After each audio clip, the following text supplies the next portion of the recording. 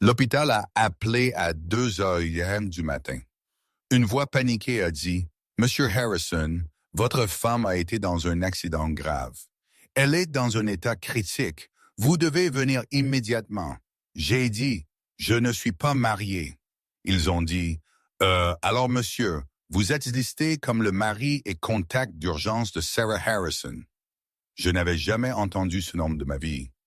Je me tiens dans mon appartement à Seattle à 2 heures du matin, complètement confus, disant à cette infirmière qu'il y a eu une erreur, mais elle insiste. Elle me lit des détails. Nom de la patiente Sarah Elizabeth Harrison, âge 28, contact d'urgence, James Harrison, mari, numéro de téléphone, et elle lit mon numéro de téléphone. Madame, je suis James Harrison, mais je ne suis pas marié. Je ne connais personne nommé Sarah. Monsieur, je comprends que ce sont des nouvelles choquantes, mais votre femme a été dans un accident de voiture. Elle est en chirurgie maintenant. Elle est critique. Nous avons besoin de vous ici. Quelque chose dans sa voix. Le désespoir. L'urgence m'a fait dire « Quel hôpital? » Centre médical Harborview. S'il vous plaît, dépêchez-vous. J'aurais dû raccrocher, aurais dû dire qu'ils avaient la mauvaise personne et être retourné au lit. Mais si cette femme, la Sarah, était en train de mourir et n'avait personne, et si celui qui était censé être son contact d'urgence ne venait pas, je me suis habillé et j'ai conduit à l'hôpital. Quand je suis arrivé aux soins intensifs, l'infirmière qui m'avait appelé a semblé soulagée. Monsieur Harrison, Dieu merci, votre femme est sortie de chirurgie. C'était critique. Elle est stable, mais critique. Le docteur vous informera. J'ai besoin de vous dire encore, je pense qu'il y a eu une erreur. Je ne connais pas cette personne. Elle m'a regardé, confuse, et sorti quelque chose sur son ordinateur. Vous êtes James Robert Harrison? Oui. Date de naissance? 15 mars 1995. Mon estomac est tombé. Oui. Alors vous êtes listé ici comme son mari et contact d'urgence. Elle a votre numéro de téléphone, votre anniversaire, tout. Puis-je voir son dossier? L'infirmière a hésité, puis a tourné l'écran, et là c'était Sarah Elizabeth Harrison, contact d'urgence, James Harrison. Mari, relation conjointe. Mon numéro de téléphone, mon anniversaire listé sous information conjointe. Je ne comprends pas. J'ai dit, je n'ai jamais rencontré cette personne. Je n'ai même jamais entendu son nom. Le docteur est sorti alors, Dr. Patricia Martinez, elle avait l'air épuisée. Monsieur Harrison, votre femme est stable. La chirurgie s'est bien passée considérant l'étendue de ses blessures. Elle avait des hémorragies internes sévères, des côtes cassées, un poumon affaissé, un traumatisme crânien. Elle est incroyablement chanceuse d'être en vie. Le conducteur ivre l'a frappée de front. Docteur, j'ai besoin d'être très clair. Je ne connais pas cette femme. Je ne suis pas son mari. Il y a eu une sorte d'erreur. Docteur Martinez a regardé l'infirmière, puis de nouveau à moi. Je ne comprends pas. Elle vous a listé. Je sais ce qu'elle a listé, mais je ne l'ai jamais rencontrée. Je ne sais pas pourquoi mes informations sont dans son dossier. Il y a eu ce long, horrible silence. Alors, Dr. Martinez a dit, « Monsieur, si vous n'êtes pas son mari, savez-vous qui est son vrai contact d'urgence? A-t-elle de la famille? » Je n'ai aucune idée. Je ne la connais pas. L'infirmière a sorti plus du dossier. Il est dit ici, aucun autre contact listé, parents décédés, pas de frères et sœurs, pas d'autres contacts d'urgence. Ma poitrine s'est serrée. Alors, elle n'a personne. Apparemment, juste vous, même si c'est une erreur. Je suis resté là dans ce couloir fluorescent, essayant de donner un sens à cela. Une femme que je n'avais jamais rencontrée avait mon nom, mon numéro, mon anniversaire listé comme son mari. Et maintenant, elle était allongée aux soins intensifs avec personne. Puis-je la voir? J'ai demandé. Dr. Martinez a semblé surprise. Vous voulez la voir? Même si vous ne la connaissez pas, quelqu'un devrait. Elle ne devrait pas être seule. Ils m'ont emmené à sa chambre et j'ai besoin de vous dire ce qui s'est passé quand j'ai vu son visage pour la première fois, parce que ça a tout changé. Elle était inconsciente. Ventilateur respirant pour elle. Bandage sur sa tête. Contusion couvrant son visage et ses bras. Des lignes partout. Moniteur bipant. Elle avait l'air fragile, brisée, et d'une certaine manière étrangement familière, bien que je jure que je ne l'avais jamais vue auparavant. Je me suis assis dans la chaise à côté de son lit. Je ne sais pas pourquoi. J'aurais dû partir. Aurais dû leur dire de trouver le vrai contact d'urgence et être rentré à la maison. Mais je suis resté. Je suis resté toute la nuit à regarder cette étrangère respirer, me demandant qui elle était et pourquoi elle avait mon nom dans son téléphone comme son mari. À 6 heures du matin, une infirmière est entrée pour vérifier ses signes vitaux. Elle m'a vu encore assis là. Vous avez été ici toute la nuit? Ouais, même si vous ne la connaissez pas, même si... Elle a souri tristement. C'est plutôt beau. Bizarre, mais beau. 3 jours sont passés. Je suis allé au travail, suis revenu à l'hôpital, me suis assis avec Sarah, lui ai parlé même si elle ne pouvait pas m'entendre, lui ai raconté ma journée, lui ai lu des articles de presse, ai joué de la musique sur mon téléphone. Les infirmières ont commencé à m'appeler le mari. J'ai arrêté de les corriger. Jour 4, j'ai commencé à creuser, essayant de comprendre qui était Sarah, pourquoi elle avait mes informations. J'ai cherché son nom sur Google, a y trouvé son LinkedIn. Elle était graphiste, a y trouvé son Instagram privé, a y trouvé un vieux blog qu'elle avait écrit à l'université et c'est là que je l'ai trouvé. Un post d'il y a 6 ans intitulé L'étranger du café. Je l'ai lu et mes mains ont commencé à trembler. Aujourd'hui, j'ai rencontré quelqu'un au café Riverside. Nous avons tous deux tendu la main pour le dernier muffin aux myrtilles en même temps. Il a souri et a dit que je pouvais la voir. Nous avons fini par nous asseoir ensemble pendant 3 heures à parler de tout. Livres, rêves, art, vie. Il m'a dit que son nom était James. Il avait les yeux les plus gentils que j'ai jamais vus. Quand il est parti, j'ai réalisé que je n'avais jamais eu son nom de famille ou son numéro. Je sais juste qu'il a dit que son anniversaire était le 15 mars et qu'il travaillait dans la tech.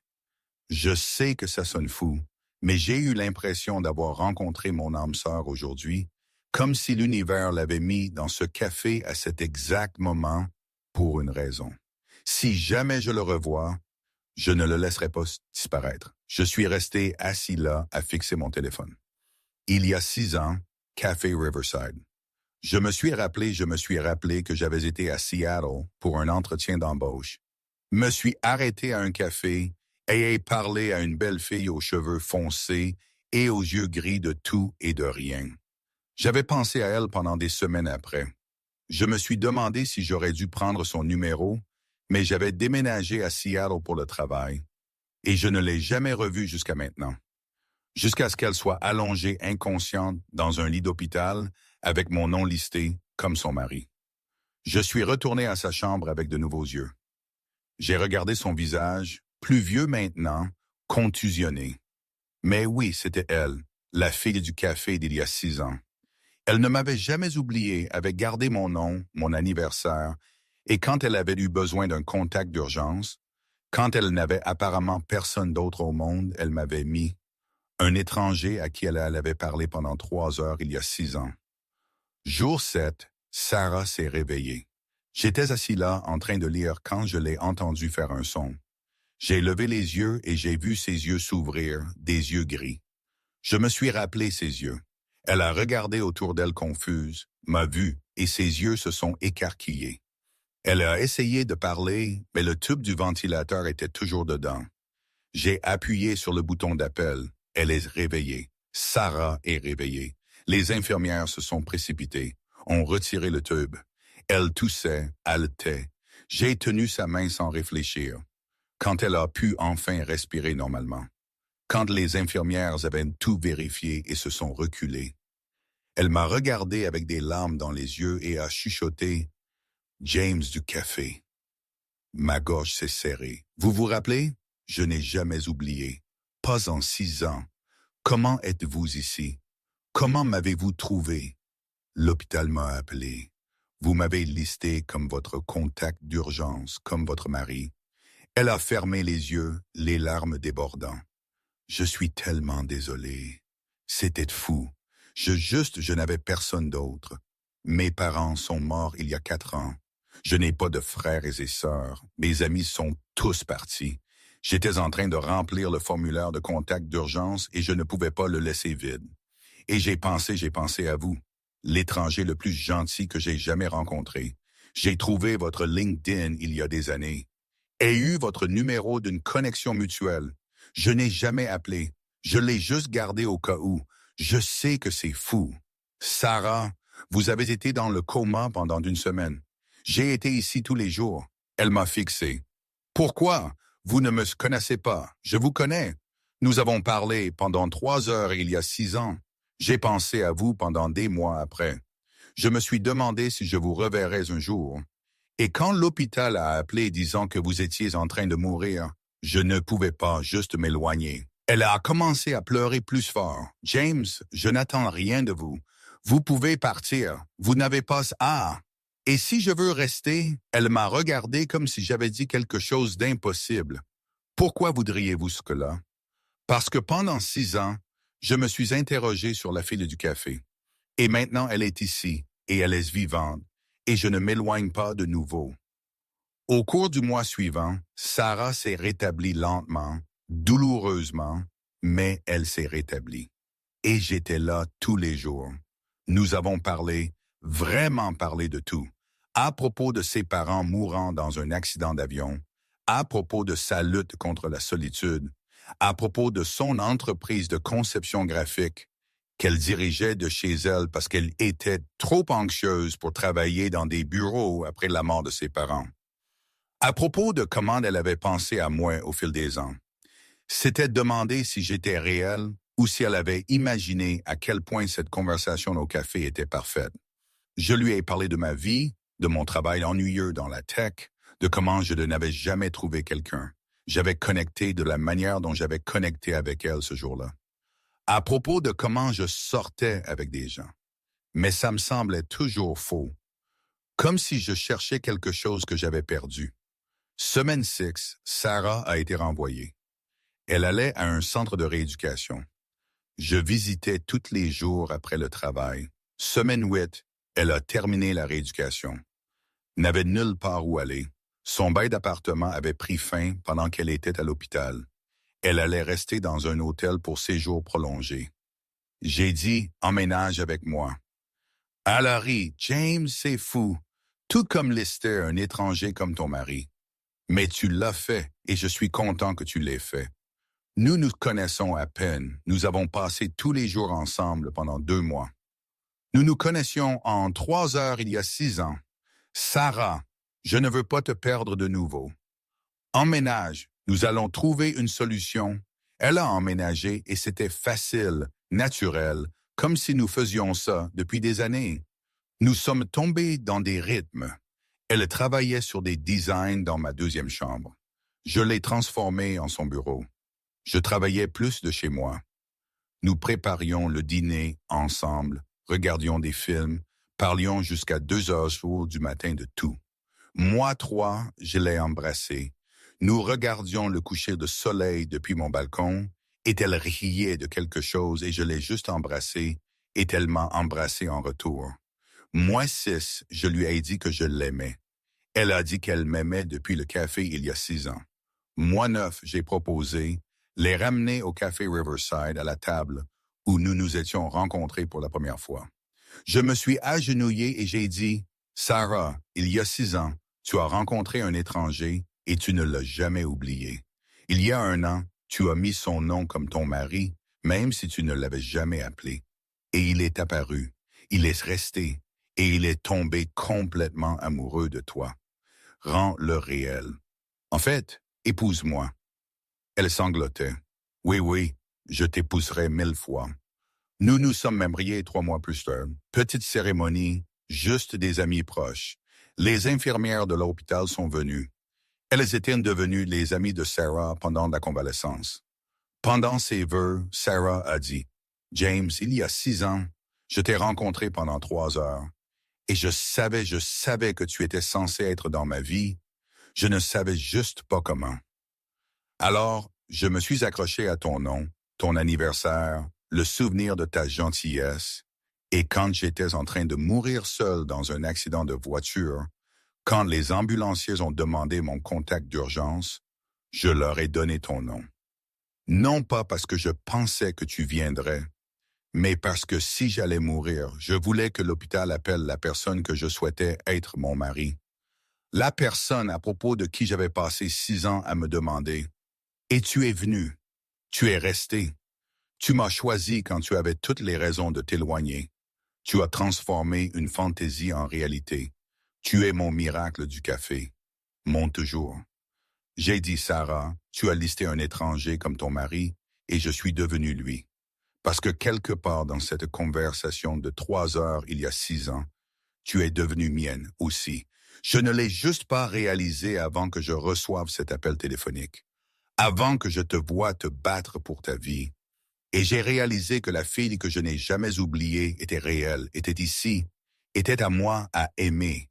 J'aurais cet appel téléphonique 1000 fois si ça signifiait te retrouver de nouveau. C'était il y a 18 mois. L'entreprise d'or de Sarah est florissante. Elle fait des graphiques pour des grandes entreprises maintenant. Travaille de notre bureau à domicile. Nous parlons d'acheter une maison, d'enfants un jour, d'un futur que nous pensions tous deux avoir perdu. Elle quand ses parents sont morts. Moi quand je suis sorti de ce café il y a 6 ans. Parfois je pense à quel point cette histoire est folle. Comment une étrangère a mis mon nom comme son contact d'urgence basé sur une conversation de 3 heures d'il y a des années? Comment j'aurais pu ignorer cet appel? Comment elle aurait pu mourir seule? Mais je ne l'ai pas ignorée. Et elle n'est pas morte. Et parfois les coïncidences les plus folles sont en fait donatrices de destin. Vous une seconde chance à quelque chose que vous ne saviez pas l'avoir perdu. L'hôpital m'a appelé par erreur, a dit que ma femme était en train de mourir. Je ne l'avais jamais rencontrée. Maintenant, elle est vraiment ma femme. Et chaque jour, je suis reconnaissant pour cet appel téléphonique de 2 heures du matin qui a ramené la fille du café qui n'a jamais oublié l'étranger, qui lui a donné un muffin et 3 heures de conversation qui ont changé nos deux vies. Parfois, les âmes sœurs se rencontrent dans des cafés. Parfois, elles se retrouvent 6 ans plus tard à travers des contacts d'urgence d'hôpital et une identité erronée. Parfois, l'amour est reconnaître quelqu'un que vous n'avez rencontré qu'une seule fois comme la personne avec qui vous êtes censé passer l'éternité. Sarah a gardé mon nom pendant 6 ans. Maintenant, elle l'a légalement et je l'ai. La fille qui n'a jamais oublié. La femme que je n'ai jamais su que j'avais jusqu'à ce que l'hôpital appelle et me dise qu'elle était en train de mourir. Meilleur faux numéro auquel j'ai jamais répondu.